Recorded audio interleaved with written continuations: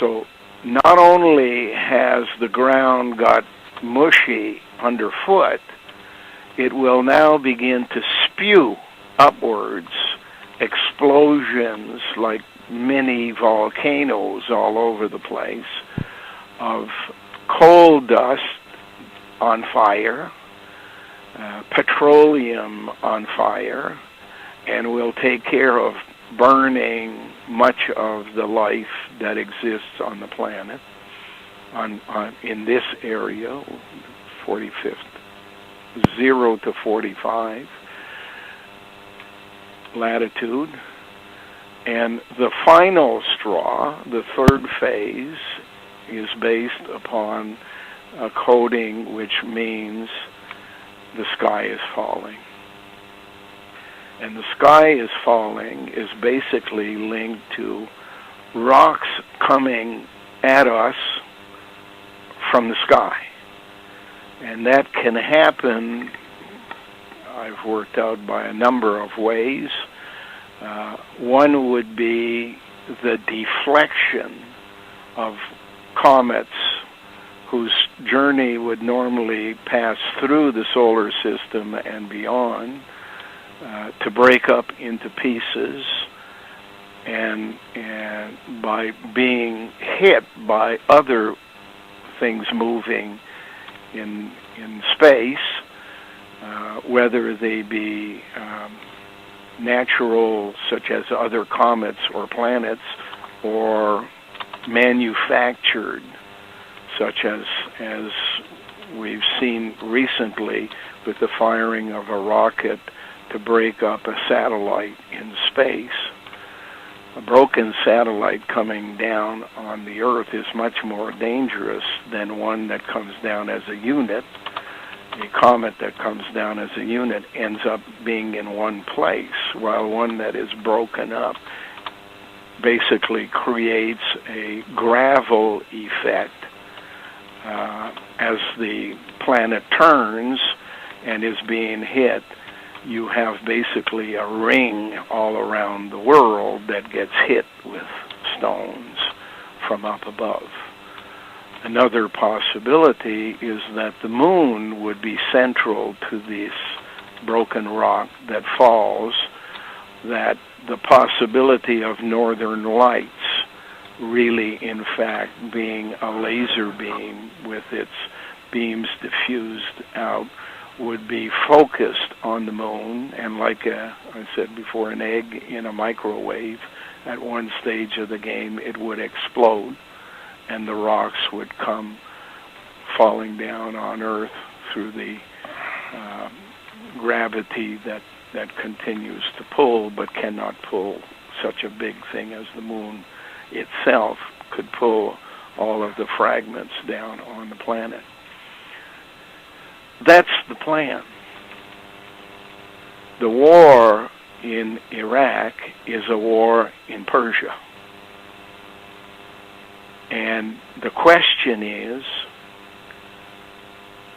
are the leaders of the United States, who have been a part of this program from the beginning, have they now come to their senses? And was the war in Iraq really a war on Persia for the purpose of preventing what is scheduled to happen? Or was it done in order to begin the process of transferring trillions of dollars out of the U.S. into the East through the toll gators, which they call Ayatollah? That question, in my mind, is still open. Ayatollah, that's the eye of the toll. Yeah, it's the toll gators. Mm-hmm. And I told you it was going to happen to you. So... Yes, you did, Douglas. There we are. This is what is planned. If,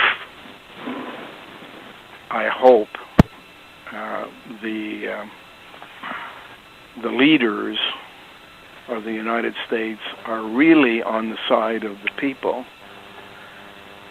they would know, and that would be solely through Dick Cheney and Don Rumsfeld, that there is a solution to everything I've explained, and that's called mutually assured destruction. The people who are involved in making this plan happen believe that by being outside of the surface plates of the earth will be unaffected by what they induce to happen on the surface. But one group of people, the American military, has in its possession, or are in fact manufacturing as we speak, the weapons that could rebalance this equation. Nuclear bunker busters, at least 2,000 in numbers, aimed straight down through cone volcanoes around the world, would blow this planet to smithereens. And that mutually assured destruction might just be sufficient enough to convince the people who have been working at this plan for thousands of years to reconsider.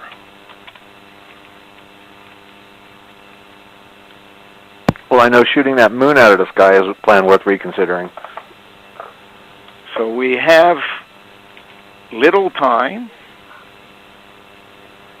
and we need to spread the word, because part of this reason the people are so successful is that nobody knows. It's all kept in secret societies, and everyone within those secret societies is on a need-to-know basis. So just because they're in doesn't mean they have the facts. They play a small role. And if I had time, and I don't have time anymore, we would go into what they have done to human beings on the planet through genetic engineering, which is not new, as they want us to believe, but in fact, Cro-Magnon man was manufactured at least 40-some thousand years ago in a laboratory, before the last ice age. And the genetic engineering of people, followed by social engineering of the person that is eventually born, is basically what has given them what they have today. And in a group of intelligent people who are in fact transubstantiated, which means drunk without any outward appearance of being drunk. Religion does that to people. Politics does that to people. Money does that to people. If the people knew and would accept the fact that there's a possibility this had occurred, that would be a benefit. My experience has been they don't want to know. They see their life as being short and under their control. And if they accept the fact that they have been robots all their lives and given birth to robots all their lives, not knowing how it was done, that's too much for them. And they would rather, like ostriches, put their head in the sand and wait for the kick in the ass. So if you can help in making this story known, and it's not important whether they believe at this stage, it's important that they hear. Once they hear, they process over time. And we don't have that much time left, but there's still time